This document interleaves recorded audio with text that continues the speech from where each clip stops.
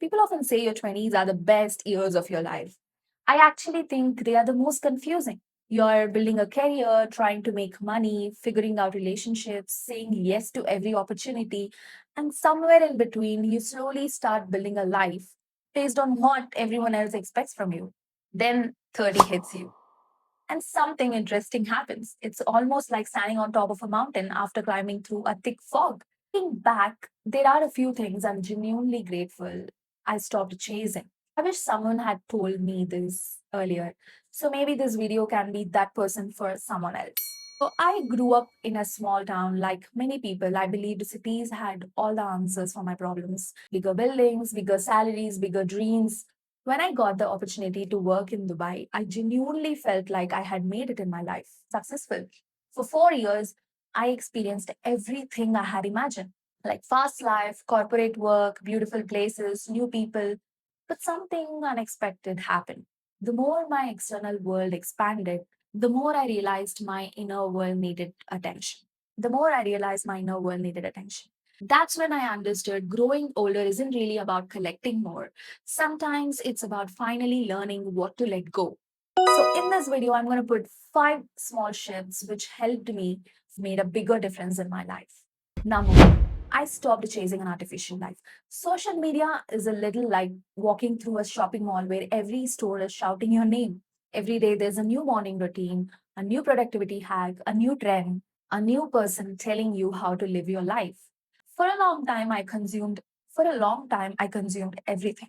And the strange thing is, the more I consumed, the noisier my own thoughts became. That's when I created one simple rule.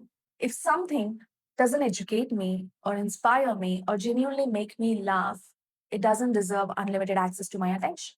Attention is like fertile soil. Whatever you plant in it eventually grows. So I became much more careful about the seeds I allowed it.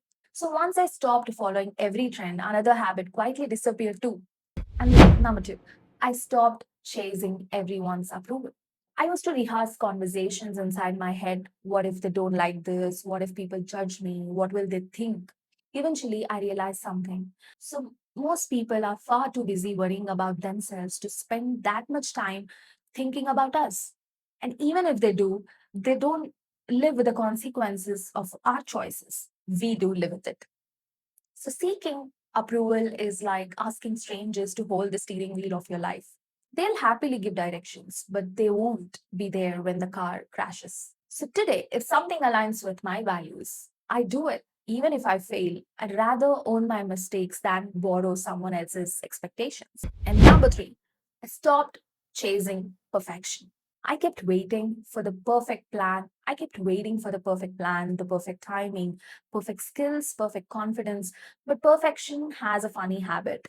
Every time you reach it, it quietly moves the finish line. Somewhere along the way, I realized people don't connect with perfection, they connect with honest. So they connect with someone who's still figuring things out.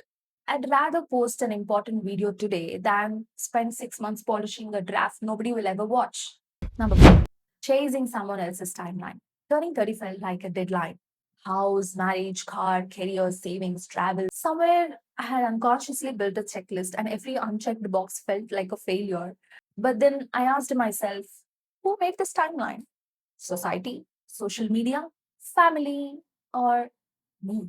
So life isn't a race where everyone starts at the same line. It's more like hiking. Some people begin from sea level, others begin halfway up the mountain, and some stop to enjoy the view while others sprint. So comparing both journeys makes no sense because they are climbing different mountains. Someone becoming successful at 25 doesn't make me late in my life.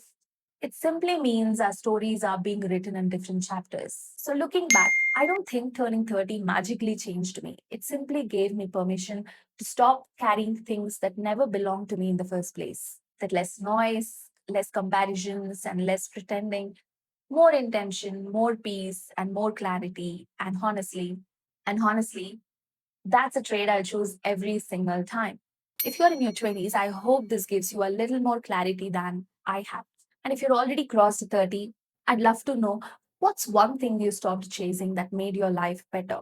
And that's it for this video. If you like this video, please comment your opinions. And thank you so much for watching.